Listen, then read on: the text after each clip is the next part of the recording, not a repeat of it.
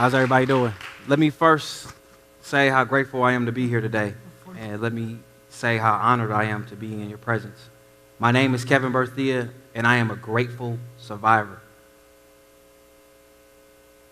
Hal Lindsey said that a man could live for about 40 days without food, 3 days without water, 8 minutes without air, but for just 1 second without hope. Listen to what I said. 1 second without hope. I was diagnosed with a congenital mental depression disorder at age 19, but my battle with mental depression started as early as age 5. Early in my childhood, I felt like I was the only one who grew up or lived without any type of happiness or hope when they woke up. It was difficult for me when I grew up to cope with different things.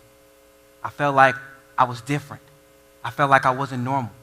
But I knew I had to do everything possible to look and feel as normal as I could. Where I live, your reputation is everything.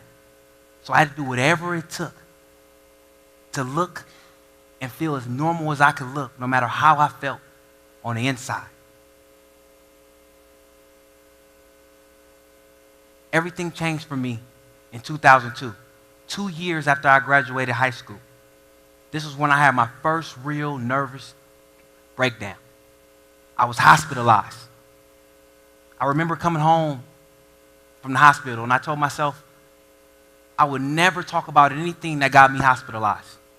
I didn't believe anything that the doctors told me. Depressed? I didn't even know what depression was. Didn't even know what depression meant. I knew I didn't have it. I knew I was normal and I was fine. In my eyes, that day that I had a nervous breakdown, I just simply had a bad day. Everything was okay. I did everything possible to tell myself that I was normal, that I felt normal, that I acted normal. 2002, summer, changed everything for me.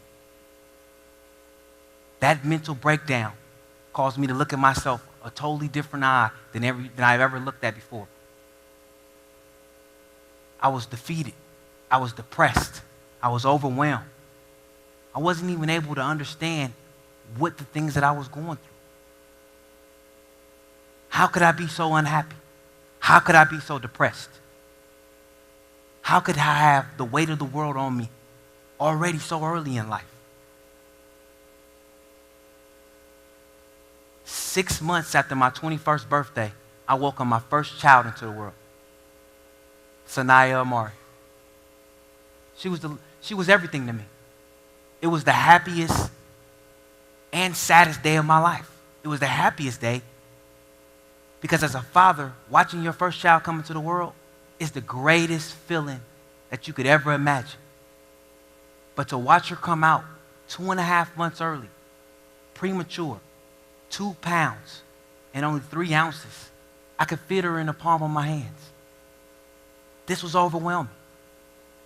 The next time I saw my daughter, she was in a glass incubator with tubes running all through around her mouth. She needed one to breathe. She needed one to eat. As a father, I felt like a failure because my baby girl was going through so much so early in life. It was overwhelming for me. For the next 8 weeks, I went up there every single day.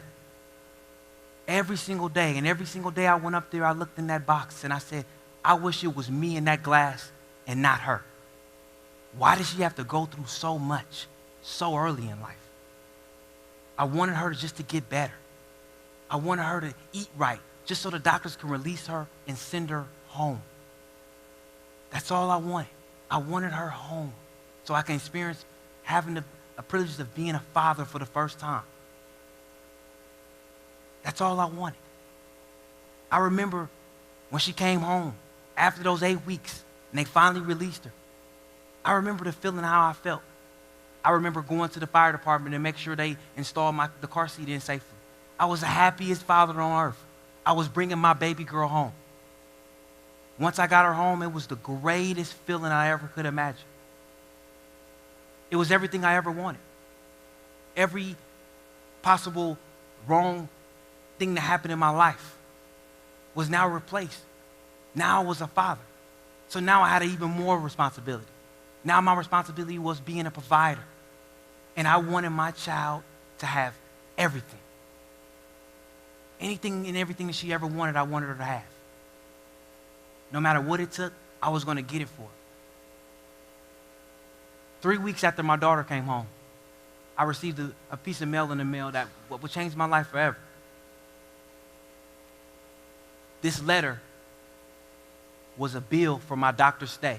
It totaled up to $225,000 for my daughter's 8-week stay at the hospital. I was overwhelmed. It was like a car had landed on my chest. It was an undescribable pain. How could I come up with this type of money? How was I going to be able to come up with $225,000? I just got over dealing with and still dealing with the fact that she was born early. I'm a new father. I'm excited. I'm still dealing with the emotions of that. Now I'm having to deal with figuring out how I'm going to pay for this doctor bill. How am I going to come up with this money in order to be able to provide for my daughter? Impossible task in my head. Impossible task. 3 weeks went by, and I saw no hope. Things wasn't getting better. Another 2 months went by, and I got even more news, more painful news. My daughter needed a hernia surgery. Not only did she have to endure all this coming out, and had to go through 8 weeks in an incubator and 8 weeks on a feeding tube. Now, she had to go through a hernia surgery. And then I found out that my job that I wanted so bad to transfer from, they decided they wanted to lay me off. So now I don't have a job. I'm dealing and trying to cope with the different elements of learning how to be a new father, learning how to be a man, learning how to deal with more responsibilities. As my responsibilities increased, so did my illness. I was unable to deal with certain things. It was difficult for me to even cope with simple things. I was overwhelmed. I stopped eating. I stopped sleeping. I stayed up all night worrying and wondering, how could I have gotten to this point? How did I get here? What do I do now? I blame myself. I felt like it should be something that I could do to fix this situation. I've been Superman my whole life. I've always had an answer to all my problems. No matter how depressed I've got, I've never gotten too bad or too far to where I couldn't snatch my own self up. It never was this bad. But I had nothing to do. I had nothing, no way of coming out of this from this time. I owed people money. I had no way of paying it. Christmas came around. I couldn't even afford to buy my daughter something for Christmas. This was her first Christmas. And I had to let her down by not even be able to be financially stable enough to afford a Christmas gift for her. Not sure how anybody knows how it feels to not be able to provide for your daughter on Christmas, one of the most important kid holidays there is. What do I do now? How do I cope with the fact that I've lost pretty much everything? How do I cope with the fact that I'm overwhelmed?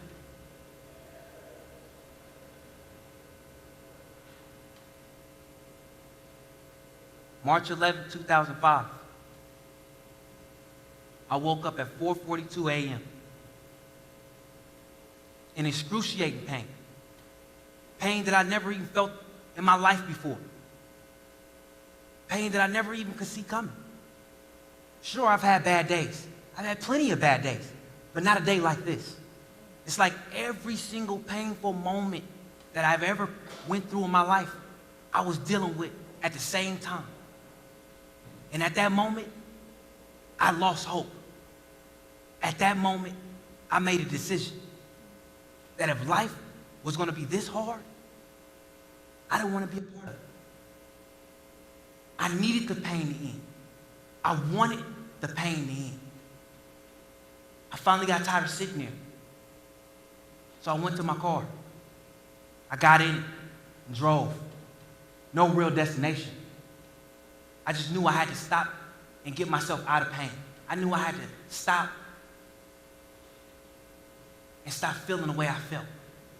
I was too overwhelmed. At this point, I made a decision that I was going to end my life by any means possible. I went to the local gas station, put enough gas in there not to really get anywhere, just to get to wherever thought I was going to get. And as I sat there at the pump, I thought to myself, what could I do to ensure that this pain would end? Where could I go to make sure that I would get out of the pain? At that moment, I decided to drive from Oakland to the Golden Gate Bridge. I never even been to the Golden Gate Bridge. Never knew it was iconic for committing suicide. But I knew I was tired. I had to get myself out of pain. I remember like it was yesterday. I remember driving to the bridge, stopping at the toll. And I remember asking the lady for directions. In my mind, I wish she would just ask me, why were you going to the bridge? But she didn't. So I proceeded on my way. I knew now it was just 20 minutes from it all being over. From all the pain, from all the agony, for all the times that I had to put on the front for the world, for all the times I had to say, I'm okay. I knew all that would be over. Just 20 minutes. Surprisingly, the closer I got to the bridge, the better I felt. I was happy to have some type of plan. The closer I got, the better I felt. 20 minutes went by, and I approached the North Tower. I remember parking in the visitor section, parking my car, and I immediately hopped out. I reached the conclusion that I was here for a reason, and wasn't nothing else going to stop me. I was here to get myself out of pain. I was tired. I was overwhelmed. And I was done trying. I was done waiting for, let's see tomorrow, let's see if it gets better. Everything in my head was telling me, we've been to tomorrow. We've seen tomorrow. And tomorrow is not getting any better. It's only getting worse, Kevin. As I walked out onto the bridge, it was people everywhere. Tourists, people with their families. And all I could think about is, do I really want to do this? But I have more reasons to do it than to not do it. I have more reasons to be there and jump than to stay and keep going. Once I got to a good place where I felt like this was the place, I remember I took 2 steps back and I closed my eyes. I contemplated. But I told myself, Kevin, you've been in this pain too long. And you needed to do what you had to do. You came in for a job. As I stepped back, I took one last breath. And as I started to walk forward to the gate, I remembered the railing. And I knew my pain was going to be over. If I could just get over that railing, if I could just get in that water, everything would be fine. As I approached the gate, as I approached the rail and hoisted myself, I heard a voice that stopped me mid in the air. I turned around and I stationed myself on this cord that I barely could fit on my feet. At this point, I was frustrated. I had came here to do a job. And to me, I not only was a failure in life, I was a failure at that moment to not even complete the task. I found myself standing here, contemplating. I put my head down. I closed my eyes. I never looked up.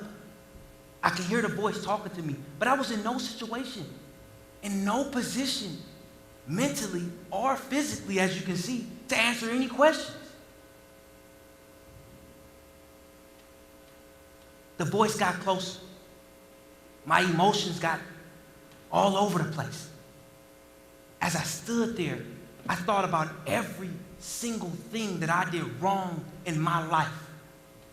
Every wrong thing that happened to me, whether I realized that it bothered me or not, I felt at that moment. With the wind on my back, I'm freezing cold. It's unbearable. I tell myself, I have to go. All I have to do at this point is let go. I'm not holding on. Nothing's keeping me here. Nothing's holding me up. All I have to do, Kevin, is let go.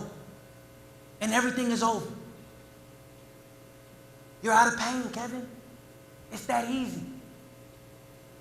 My 1 second of hope that I lost, I'm 4 seconds from my death. From it all being over.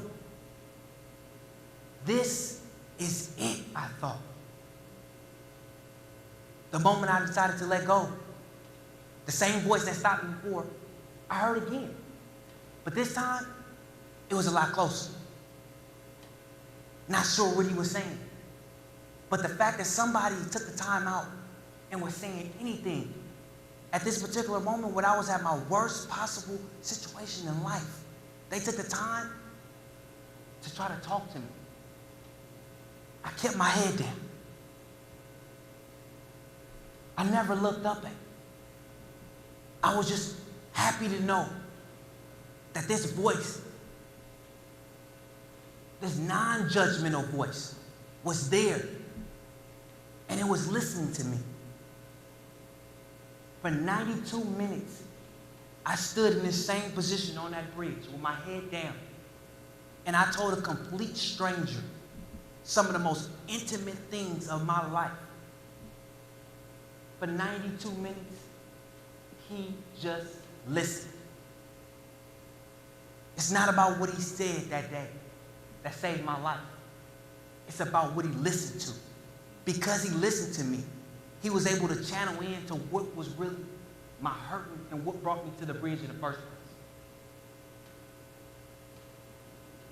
The fact that how much I failed as a person, how I failed as a father, he made me realize that day that I needed to be there. My daughter's first birthday was the next month. I needed to be there for her first birthday. Regardless of how I felt, I needed to be there. He listened to me and it gave me the courage to come back. It gave me the courage to realize that maybe I can't give this thing another shot. He listened to everything I said in detail. And him listening saved my life.